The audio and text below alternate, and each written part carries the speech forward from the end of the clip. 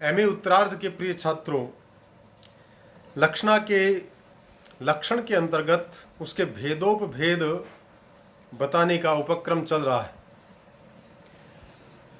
प्रिय छात्रों, इससे पूर्व हमने आपको बताया था कि आचार्य मम्मट ने सामान्य लक्षण देकर उसके पश्चात लक्षणा के भेद करना प्रारंभ किए थे और उन्होंने स्वसिद्धे, पराक्षेप इत्यादि कारिका के अंतर्गत सबसे पहले शुद्धा लक्षणा के दो भेद किए थे, उपादान लक्षणा और लक्षण लक्षणा। और उपादान लक्षणा को सिद्ध करने के लिए उन्होंने दो उदाहरण भी दिए थे, एक तो कुंतः प्रविशन्ति और दूसरा यष्टयः प्रविशन्ति। और उन दोनों उदाहरणों को हमने स्पष्ट किया था कि किस प्रकार से स्वसिद्धे पराक्षेपः उपादानम, यानी अपने अर्थ की सिद्धि के लिए अन्य अर्थ को ग्रहण करके जहाँ पर जो अर्थ है उसको पूर्ण किया जाता है, ऐसी जो लक्षणावृत्ति होती है जिसके द्वारा ये कार्य संभव होता है, उसे हम उपादान लक्षणा कहते हैं। अर्थात वहाँ पर जो मुख्यार्थ है उसको भी नहीं छोड़ा जाता, लेकिन वह मुख्यार्थ बाधित हो जाता है। उसके बाधित होने पर उस अर्थ को, जो हमें अर्थ वास्तव में जो अर्थ अनुभूत होता है, उस अर्थ को पूर्ण करने के लिए किसी अन्य अर्थ को ग्रहण करना पड़ता है। तो यह जिस लक्षणावृत्ति के द्वारा संभव होता है उसे हम उपादान लक्षणा कहते हैं, यह बताया था। लेकिन मीमांसक लोग जो हैं इस उपादान लक्षणा के अन्य उदाहरण को ही ले रहे हैं। वे कहते हैं कि हमारी दृष्टि में जो उपादान लक्षणा है वह इस प्रकार से है। उन्होंने उसका उदाहरण दिया है गौर अनुबंध्य। आचार्य मम्मट कहते हैं गौर अनुबंध्य इत्यादौ श्रुतिचोदितम अनुबंधनम कथम में स्यादिति जात्या व्यक्तिराक्षिप्यते न तो शब्देन उच्यते विशेष्यम नाभिधा गच्छेत क्षीण शक्तिर्विशेषणे इति न्यायात् इति उपादान लक्षणा तु न उदाहर्तव्या न हि अत्र प्रयोजनमस्ति न वा रूढ़िरियं वाक्य व्यक्ति अविनाभावित्वात् तु जात्या व्यक्तिराक्षिप्यते। ये कह रहे हैं कि गौः अनुबंध्य अर्थात गाय का अनुबंधन करना चाहिए।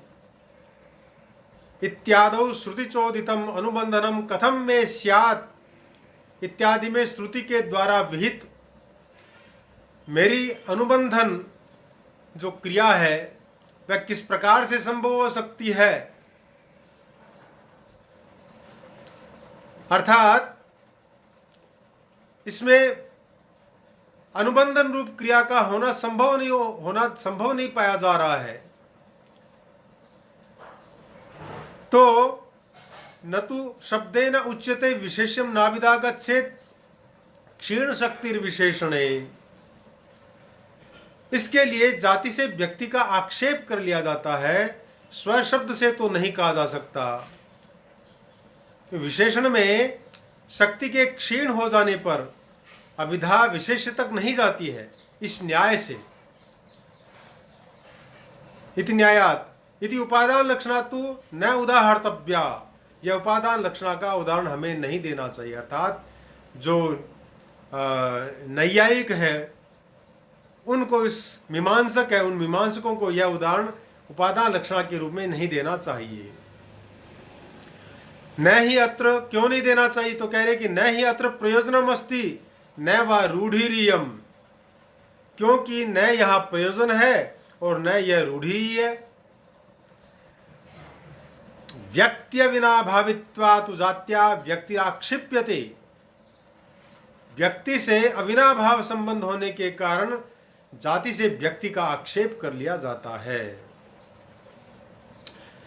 इस प्रकार मीमांसक लोग उपादान लक्षणा का अन्य प्रकार से उदाहरण देते हैं, जिसका आचार्य मम्मट ने खंडन किया है। मीमांसकों के मत से शब्द की शक्ति जाति में होती है, किंतु क्रियाकारिता जाति में संभव नहीं, अतः उसका बाध हो जाता है और लक्ष्यार्थ हो जाता है जाति विशिष्ट व्यक्ति। उदाहरण के लिए एक वेद वाक्य है, गौरनुबंध्यः, अर्थात गाय का अनुबंधन करना चाहिए। गाय शब्द का शक्यार्थ है गोत्व जाति। समस्त जाति का अनुबंधन संभव नहीं है, इसलिए इसका बाद हो जाता है और इसका लक्ष्यार्थ हो जाता है गोत्व जाति विशिष्ट व्यक्ति। इस प्रकार विशिष्ट व्यक्ति का आलंबन संभव हो जाता है। व्यक्ति में जाति भी सन्निहित रहती है। जाति रूप शक्यार्थ का पूर्ण परित्याग नहीं होता, अतः यह उपादान लक्षणा का उदाहरण है। इस प्रकार से आचार्य मीमांसक के जो भी मतानुयायी हैं अपने मत को इस उदाहरण के द्वारा पुष्ट करते हैं। व्यक्ति में लक्षणा मानने का सिद्धांत मीमांसकों ने प्रतिपादित किया है। मंडन मिश्र और मुकुल भट्ट ने उपादान लक्षणा का यह उदाहरण दिया है। मम्मट ने मीमांसकों के इस मत को बड़ी मनोरंजक शैली में उपस्थापित किया है। गाय का अर्थ है गोत्व जाति। वेद में आज्ञा दी गई है कि गाय का अनुबंधन करना चाहिए। जाति यह देखती है कि मेरा यानी समस्त गो जाति का अनुबंधन संभव किस प्रकार से है। यदि मेरा अनुबंधन न हो सका तो वेद वाक्य का क्या होगा, अर्थात वेद वाक्य असिद्ध सिद्ध हो जाएगा। चूंकि वेद वाक्य कभी मिथ्या नहीं होते, किंतु मेरे अनुबंधन न होने पर वेद की जो मान्यता है वह समाप्त हो जाएगी। अतः कोई न कोई उपाय वेद वाक्य की सत्यता के लिए करना ही चाहिए, और इस उपाय के रूप में जाति स्वयं को बाधित कर व्यक्ति का लक्षणा से आक्षेप कर लेती है, किंतु व्यक्ति के साथ स्वयं भी सन्निहित रहकर वेद वाक्य को चरितार्थ करती है। जाति के बिना व्यक्ति संभव ही नहीं, अतः व्यक्ति बोध के साथ जाति भी उपस्थित होकर इसे उपादान लक्षणा का उदाहरण बना देती है। यहां यह प्रश्न उपस्थित होता है कि व्यक्ति बोध के लिए लक्षणा तक दौड़ लगाने की आवश्यकता क्या है? क्यों न जाति के समान व्यक्ति को भी अभिधागम्य माना जाए? इसका उत्तर यह है कि अभिधा शक्ति केवल एक तत्व का बोध करा सकती है और उसके बाद वह विरत हो जाती है। वह एक तत्व है जाति, क्योंकि जाति सर्वदा विशेषण रूप में व्यक्ति के साथ सन्निहित रहती है। गोत्व अर्थात गाय की अंतःकरण में विद्यमान आकृति, जिसे जाति कहा जाता है, व्यक्ति की एक ऐसी विशेषता है जो उसे परिचित कराने में कारण बनती है। उस विशेषण को परिचित कराने में जब अभिधा की शक्ति क्षीण हो चुकती है, तब वह विशेष्य को यानी गो व्यक्ति जो है उसका प्रत्यायन नहीं करा सकती। अतः व्यक्ति बोध लक्षणा का ही विषय है। यह मीमांसकों की मान्यता का सार। आचार्य मम्मट इसका खंडन करते हैं। मम्मट मीमांसकों के उक्त कथन से सहमत नहीं है। कारण यह है कि लक्षणा वहीं पर होती है जहां या तो कोई प्रयोजन विद्यमान हो या फिर वहां रूढ़ि ही हो। व्यक्ति के स्थान पर जाति का प्रयोग करने में कोई प्रयोजन तो है ही नहीं, यहाँ पर रूढ़ि भी नहीं है, अर्थात इन दोनों में से कोई नहीं है। रूढ़ि यहाँ पर क्यों नहीं मानी जाती, इस विषय में कमलाकर भट्ट का कथन है कि रूढ़ि का अर्थ है प्रयोग की अनादि परंपरा। व्यक्ति को हम अनादि नहीं कह सकते, क्योंकि प्रत्येक व्यक्ति का जन्म अपने विभिन्न अवयवों के साथ पृथक पृथक समयों में होता है। जब व्यक्ति ही अनादि नहीं, तब उसके लिए कोई प्रयोग अनादि कैसे हो सकता है?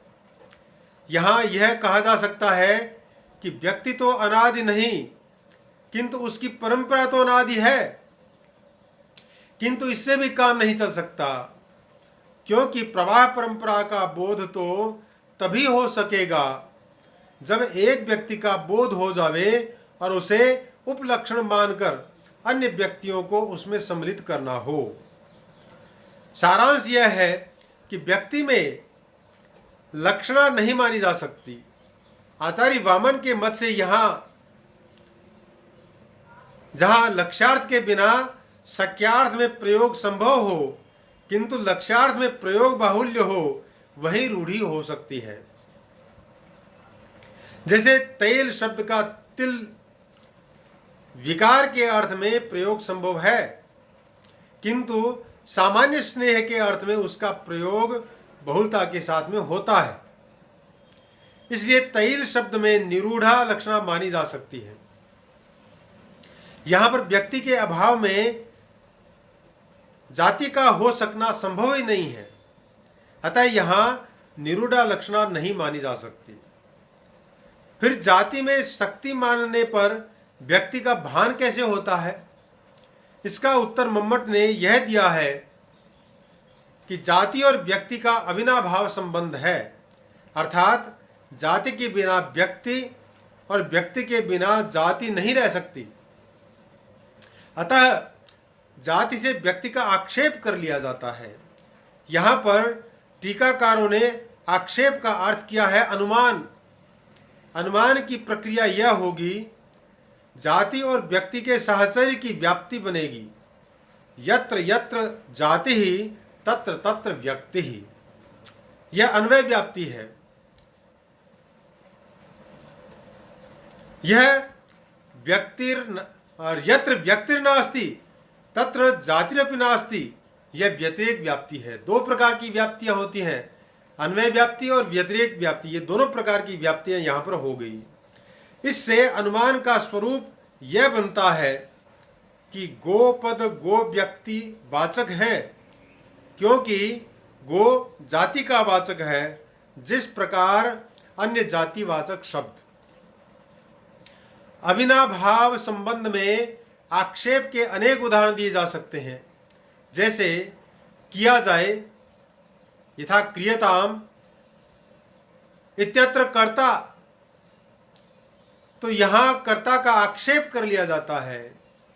कुरु इत्यत्र कर्म, कुरु करो, इससे कर्म का आक्षेप कर लिया जाता है। प्रवेश और प्रवेश करो, इससे घर का आक्षेप कर लिया जाता है। प्रवेश पिंडिम इत्यादो गृहम भक्ष इत्यादि च, और पिंडी को इस शब्द से ग्रहण कर लिया जाता है। और खाओ, इस क्रिया का आक्षेप कर लिया जाता है। भक्ष इत्यादि च, यानी खाना, इस क्रिया का आक्षेप कर लिया जाता है। यहाँ यह प्रश्न उपस्थित होता है कि एक नियम है कि शाब्दिक आकांक्षा शब्द से ही पूरी होती है। यदि व्यक्ति बोध शब्द से नहीं अनुमान से होगा तो वह आकांक्षा को पूरा न कर सकेगा, और तब वह शाब्द बोध में कारण भी किस प्रकार हो सकेगा? इसका उत्तर यह है कि यहाँ पर व्यक्ति बोध होता तो शब्द से ही है, उसमें अनुमान का केवल सहकार से लिया जाता है। इस प्रकार जाति से व्यक्ति का बोध लक्षणा का विषय है, लक्षणा का विषय नहीं है। मुकुल भट्ट ने उपादान लक्षणा का दूसरा उदाहरण दिया है। वे कहते हैं कि पीनो देवदत्तो दिवा न भुंक्ते इत्यत्र च रात्रि भोजनम न लक्ष्यते श्रुतार्थापत्तेरर्थापत्तेर्वा तस्य विषयत्वात्। पीनो देवदत्तो दिवा न भुंक्ते, मोटा ताजा देवदत्त दिन में नहीं खाता। इत्यत्र रात्रि भोजनम न लक्ष्यते, यहाँ पर रात्रि भोजन में लक्षणा नहीं होती। श्रुतार्थापत्तेरर्थापत्तेर्वा तस्य विषयत्वात्, क्योंकि उसका यानी रात्रि भोजन का विषय श्रुतार्थापत्ति या अर्थार्थापत्ति होती है। यानी मोटा ताजा देवदत्त दिन में नहीं खाता है। यहाँ पर मोटा ताजा होना एक कार्य है जिसका कोई न कोई कारण अवश्य होना चाहिए। कारण भोजन करना ही हो सकता है। जब हम दिन में भोजन न करने के साथ इस मोटा ताज़ा रूप कार्य को मिलाकर देखते हैं, तब यह मोटा ताज़ा होना सिद्ध नहीं होता और अपनी सिद्धि के लिए रात्रि भोजन का आक्षेप कर लेता है। यह आक्षेप दो प्रकार का होता है, श्रुतार्थापत्ति और अर्थापत्ति। श्रुतार्थापत्ति वहां पर होती है जहां शब्द का आक्षेप किया जाता है और शब्द के अर्थ के बल पर अनुपपत्ति को दूर किया जाता है। अर्थापत्ति वहां पर होती है जहां सीधा अर्थ का आक्षेप कर लिया जाता है। यहाँ पर चाहे हम श्रुतार्थापत्ति मानकर रात्रि में भोजन करता है इस शब्द या तत्समूह रूप वाक्य का आक्षेप करें, अथवा अर्थापत्ति मानकर कारण रूप अर्थ का सीधा आक्षेप स्वीकार करें, दोनों अवस्थाओं में तात्पर्यानुपत्ति को दूर करने के लिए संबद्ध अर्थ रात्रि भोजन का आक्षेप करना ही पड़ता है। साथ में पीनत्व अर्थ भी सन्निहित रहता है। अतः अपनी सिद्धि के लिए अन्य अर्थ यानी रात्रि भोजन का उपादान करने के कारण यह उपादान लक्षणा का उदाहरण बनता है। मम्मट भट्ट मुकुल भट्ट की उपयुक्त स्थापना से सहमत नहीं है। उनका विचार है कि जब श्रुतार्थापत्ति या अर्थापत्ति से काम चल सकता है तब यहां लक्षणा मानने की आवश्यकता ही क्या है। प्रभाकर गुरु के मत में श्रुतार्थापत्ति और कुमारिल के मत में अर्थापत्ति का प्रतिपादन किया गया है। यहां यह ध्यान रखना चाहिए कि अर्थापत्ति को पृथक प्रमाण के रूप में केवल मीमांसक और पौराणिक मानते हैं। चार प्रमाण यानी प्रत्यक्ष, अनुमान, उपमान और शब्द मानने वाले नैयायिक, प्रत्यक्ष, अनुमान और शब्द इन तीन प्रमाणों को मानने वाला सांख्य तथा प्रत्यक्ष और अनुमान इन दो प्रमाणों को स्वीकार करने वाले वैशेषिक तथा बौद्ध अर्थापत्ति को पृथक प्रमाण न मानकर उसका अंतर्भाव अनुमान में करते हैं। चार्वाक लोग तो प्रत्यक्ष के अतिरिक्त और कुछ मानते ही नहीं है। प्रभाकर भट्ट संप्रदायों में श्रुतार्थापत्ति और अर्थापत्ति के अतिरिक्त प्रामाण्यवाद में एक और भेद है। प्रभाकर 5 प्रमाण मानते हैं, प्रत्यक्ष, अनुमान, उपमान, शब्द और अर्थापत्ति। कुमारिल भट्ट 6 प्रमाण मानते हैं। उक्त 5 प्रमाण और एक अनुपलब्धि हम चाहे 2, 3 और 4 प्रमाणवादियों यानी बौद्ध, वैशेषिक, सांख्य और न्याय के अनुसार उक्त उदाहरण को अनुमान में अंतर्भूत करें अथवा मीमांसकों के अनुसार यहाँ पर श्रुतार्थापत्ति या अर्थापत्ति माने, यह उदाहरण लक्षणा का नहीं हो सकता। इस प्रकार से आचार्य मम्मट ने उपादान लक्षणा के रूप में मीमांसकों के द्वारा जो गौर अनुबंध्य इस उदाहरण को प्रस्तुत किया है कि यह उपादान लक्षणा का उदाहरण है, उसका प्रबल रूप से खंडन करते हुए उसे स्वीकार नहीं किया है और कहा है कि जब श्रुतार्थापत्ति या अर्थापत्ति से ही वह अर्थ हमें प्राप्त हो सकता है तो पुनः फिर उपादान लक्षणा को मानने की आवश्यकता ही क्या है, यानी लक्षणा यहाँ पर बनती ही नहीं है। इसलिए इसे यहाँ पर हमें स्वीकार नहीं करना होगा, अर्थात हम इसको उपादान लक्षणा के उदाहरण के रूप में स्वीकार नहीं कर सकते हैं। इस प्रकार से गौर अनुबंध्य यह जो उदाहरण है यह उपादान लक्षणा का उदाहरण नहीं है, यही हमें समझना चाहिए। जो कि मीमांसकों ने उपादान लक्षणा के रूप में ग्रहण किया है, आचार्य मम्मट के रूप में की दृष्टि में वह उपादान लक्षणा का उदाहरण नहीं बनता है।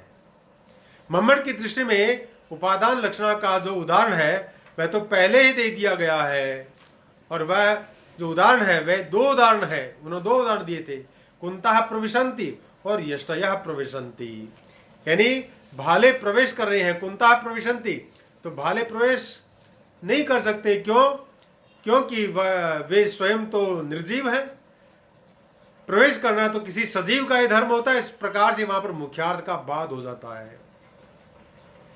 और संयोग संबंध से वहां पर पुरुषों का ग्रहण हो जाता है। वह ग्रहण होने के बाद में जो प्रयोजन है, कुंता प्रविशंति, इस वाक्य का वह प्रयोजन है अत्यधिक कुंतों का दिखाई देना, अत्यधिक भालों का वहां पर दिखाई देना।